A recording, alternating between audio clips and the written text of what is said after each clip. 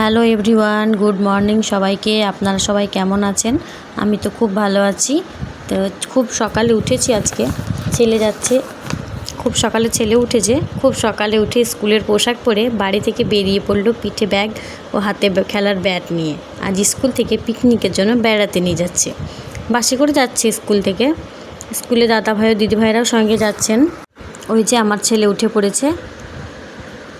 অনেক বাবা মাই এসেছেন, মানে প্রত্যেকের গার্জেনই এসেছেন, বাবা মা সবাই। এই যে এই বাসটাই করে যাচ্ছে, বাস তো ছেড়ে দিয়েছে। তো দাদা ভাই দিদি ভাইরা সব প্রত্যেকের নাম লিখে লিখে বাসে উঠিয়েছেন। একটু ভয়ও করছিল ছেলেকে ছাড়তে, তবুও দাদা ভাই দিদি ভাইরা যাচ্ছে ওই জন্যে একটু আর কি। তো যাই হোক, এই যে ছেলে উঠে পড়েছে। ছেলেকে আর দেখাতে পারছি না, কোথায় বসেছে বুঝতেও পারছি না। তো বাস ছাড়ার কথা ছিল 6:15-তে, কিন্তু সবাইকে ঘুরিয়ে তোলার জন্য 30 মিনিট দেরি করেছে। ওই যে ছেলে চলে গেল, দেখতে পেয়েছি। আপনারা কি দেখতে পেয়েছেন? দেখতে পেলে কমেন্টে জানাবেন।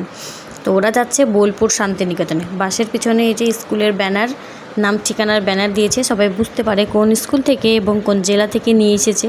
বাসে যাওয়ার সময় বাসের মধ্যে খুব আনন্দ করতে করতে গিয়েছে। দাদা ভাই দিদি ভাইরাও বাচ্চাদের নিয়ে খুব আনন্দ করেছে। আমাদেরকে দেখানোর জন্য হোয়াটসঅ্যাপের গ্রুপে কিছু দিয়েছিল ভিডিও, ওইখান থেকে আমি 2-1টা সংগ্রহ করে ভাবলাম আপনাদেরকেও একটু দেখিয়ে দিই। তো দাদা ভাই দিদি ভাইরা বাচ্চাদের নিয়ে শান্তিনিকেতনের সব কিছু দেখিয়েছেন। এই যে এটা যাওয়ার পথে, এটা আসার পথে, তো সব দেখিয়েছেন। ওই জন্য রাত দেরি হয়ে গেছিলো, অনেক বেজে গেছিলো, রাত 11টা বেজে গেছিলো আসার ফিরতে ওদের। তো খুব আনন্দ করেছে ওরা প্রত্যেকেই। তো ভিডিওটা ভালো লাগলে একটা লাইক করে দেবেন। ভালো থাকবেন, সুস্থ থাকবেন।